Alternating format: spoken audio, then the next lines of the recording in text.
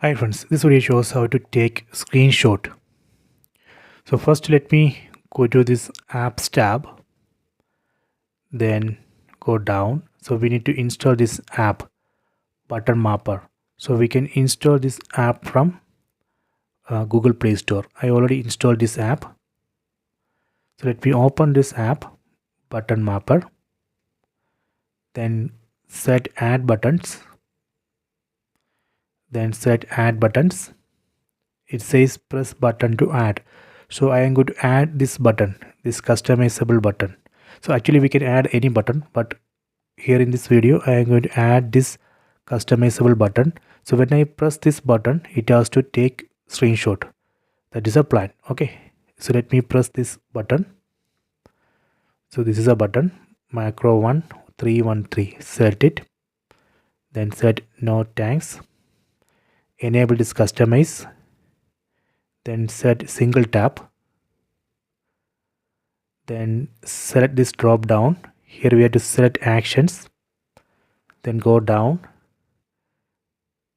select screenshot, done. Go back. See, now button for taking screenshot is ready. This is a button. So let me test. Go to home screen. Okay, so I am going to take screenshot. Just press this button, that's all. It will take the screenshot. See, it says screenshot saved under pictures folder.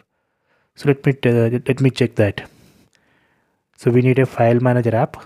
Let me open this explore file manager app. Go to internal share storage. Go to pictures folder. Screenshots. See, here you can see the screenshot. This is a screenshot. So let me take another screenshot. Again, just press this button. See, done. Screenshot saved. I have to refresh this. Just select this screenshot folder, then again open. See, here you can see the screenshot. Okay, this is a screenshot. Okay, so this way we can take screenshot. So you can try this. I hope you have enjoyed this video. Please subscribe this channel. Please like and share the video.